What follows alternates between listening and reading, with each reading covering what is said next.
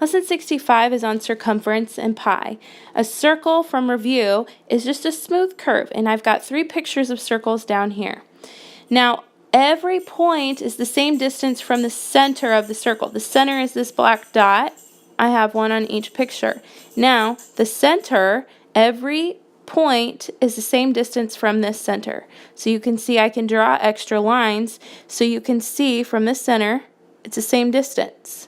No matter if I draw it here or here. Each time, those are all going to be the same length. Now, a radius from review is the distance from the center to the outside edge of the circle. So each of these blue lines that I drew is also a radii. Plural for radius is radii. I have 4 radii here.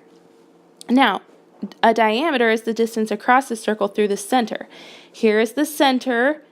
I start at one edge, I hit the center, and I go directly to the other edge of the circle. A diameter is actually 2 radii.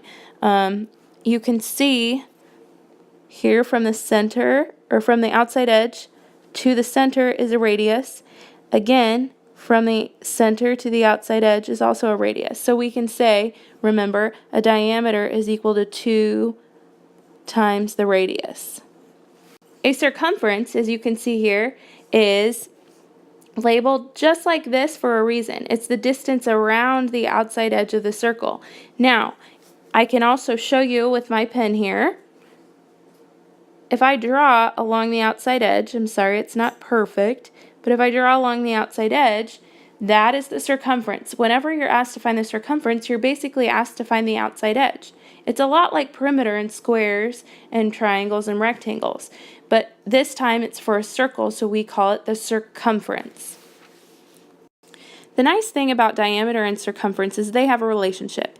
How many diameters equal a circumference? Well, mathematicians long ago, they studied circles, lots of circles, big circles, small circles, and they took this diameter and actually they wanted to measure it. So they got out their tape measure, they measured the diameter to be, let's say, they measured it to be 1 meter. And they wanted to find the relationship to circumference and diameter.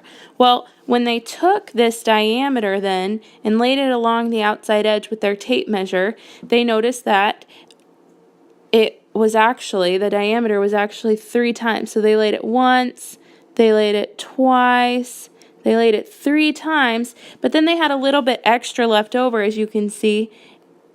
But every circle, no matter the size, you can lay the diameter around it 3 times, and then they also have just a little bit extra left over. So their ratio then was 3 meters to 1 meter. So they created a constant, and they call that constant pi. Okay, this little symbol is pi, and some of you have probably heard of it before. It is equal to the value 3.14, which stands for the ratio of diameters and to circumference.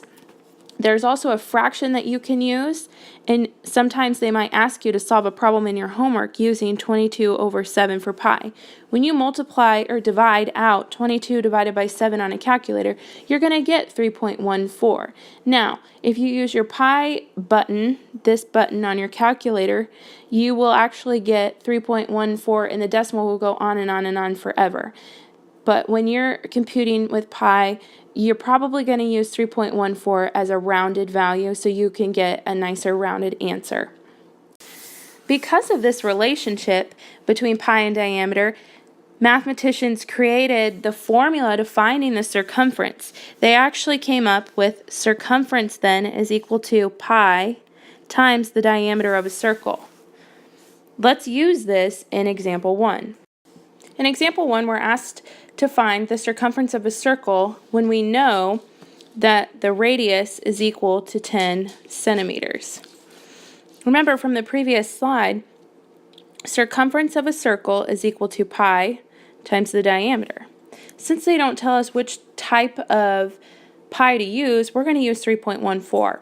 So circumference is equal to 3.14 times the diameter. Well, they didn't give us diameter, they gave us radius. But remember, if you draw a circle, here's a radius, and a diameter is all the way through.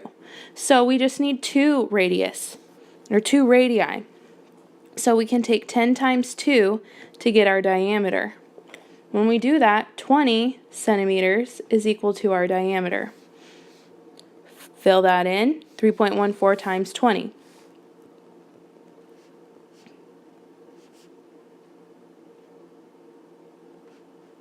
Move our decimal 2 places because of the 2 decimals right here. When I do that, I get 62.8. 62.8 centimeters is our circumference. In example 2, we're asked to find the circumference of each circle.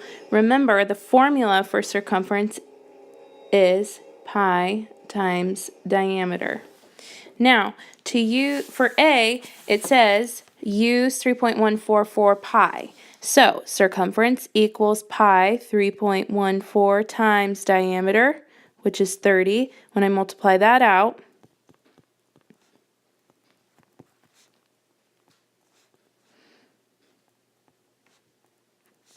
move my decimal over 2 places, I get 94.2 centimeters. For the second one, in part B, it says use 22/7 for pi.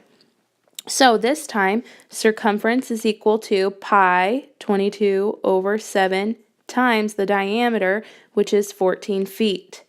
When I do that, remember you can write any whole number as a fraction and put it over 1. Well, 7 and 14 can cancel. So all I really have left is 22 times 2, so I get 44 feet as my circumference. And then on C, what I have is they tell me to use pi and leave it in pi. So this one will be probably the easiest for you. However, they only give you the radius. So radius is 10, therefore the diameter then would be double that, so it would be 20. Now I am ready to find the circumference. Circumference is equal to pi, leave it as pi, times diameter, which is 20. So your circumference is 20 pi centimeters. For your practice, on page 462, please do A, B, and C and bring it to class. Thanks.